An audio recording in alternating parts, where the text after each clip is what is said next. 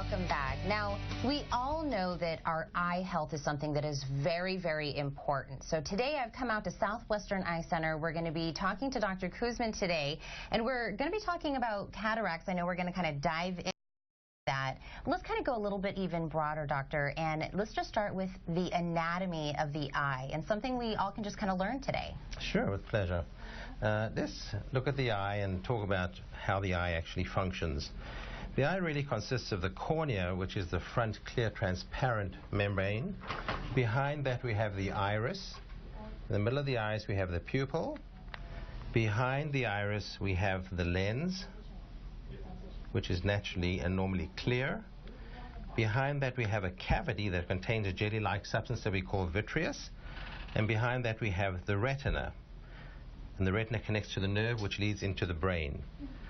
So let's compare the eye to a camera. In order to get a good picture, one really needs a clear lens and one needs a really well-functioning film. What happens with the eye is that we have two lenses. The first lens is the cornea, which is actually the most powerful lens. It's about a 60 diopter lens. And then there's a lens inside of the eye, which sits inside of the eye, which is responsible for focusing the light rays onto the retina. This is the lens that actually becomes opaque or cloudy and is called a cataract, and it inhibits the light to get into the back part of the eye. In the retina we have a central part that's called the macula. The macula is an area that's responsible for the very fine vision. That's the reading vision, the depth perception, the discriminatory vision, and the color vision. So in order to get a good picture we need a clear lens and we need a well-functioning film. And so who can get cataracts? Is this something that's by age? Yeah, it's the most common cataract that we see is called a senile cataract. And usually that occurs as we grow older and occurs in the age groups of about 30s to the 55, 60s to 80s. And it's more essential clouding of the central part of the lens. There are other causes of cataracts such as congenital cataracts, and there are many, many varieties of congenital cataracts occurring in infants, which should be treated very early on. Vision, because if it's not corrected before the age of 11, people will become amblyopic and have a lazy eye. Other forms of cataract are related to diseases, metabolic diseases such as diabetes, myotonic dystrophy, galactosemia, and then there's also cataracts that are related to injuries, trauma such as non-penetrating trauma, just a blunt blow to the eye, or a penetrating injury, something that enters the eye and creates a cataract. And is there several treatment options that we could take? Yes, there are many. The first is to try and get the best possible vision in the patient by either using glasses or contact lenses. If that does not suffice, then the next option would be surgery.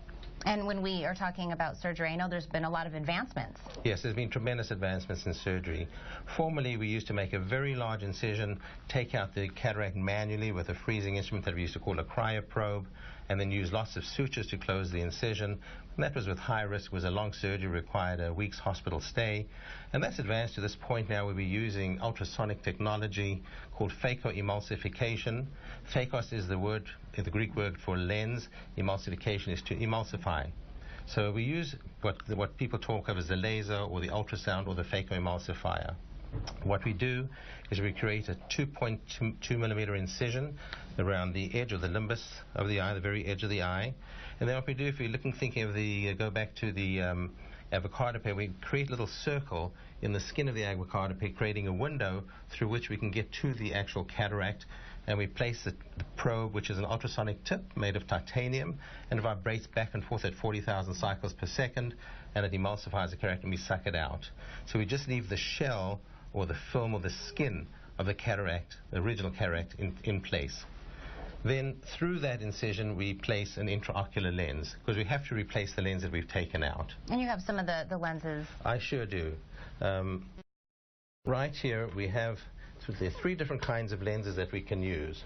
The one is called a monofocal lens, which is a lens that just corrects at one distance. And we can create that distance for distance or for near or for intermediate. So this is the most popular and most common lens that we use, fully covered by the insurance companies. Then we have a second kind of lens that we call a toric lens. A toric lens is for those patients that have a lot of astigmatism.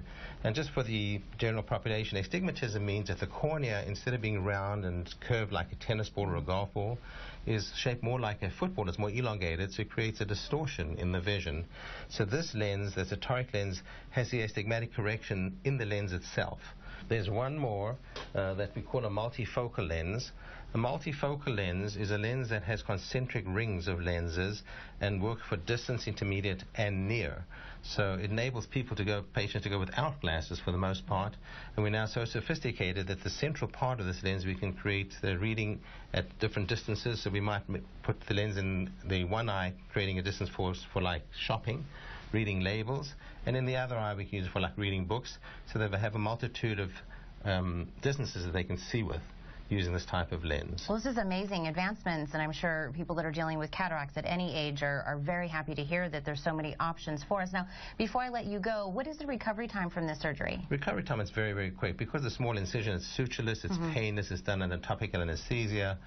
We ask the patient to use common sense, but generally within 10 days to 2 weeks, they're pretty much back to normal activities. Wow, that's amazing. I think this is all so interesting to learn, and all the advancements that we're doing with the cataract. So I want to thank you, Doctor, so much for letting us come out and look at this and learn more about it. My pleasure.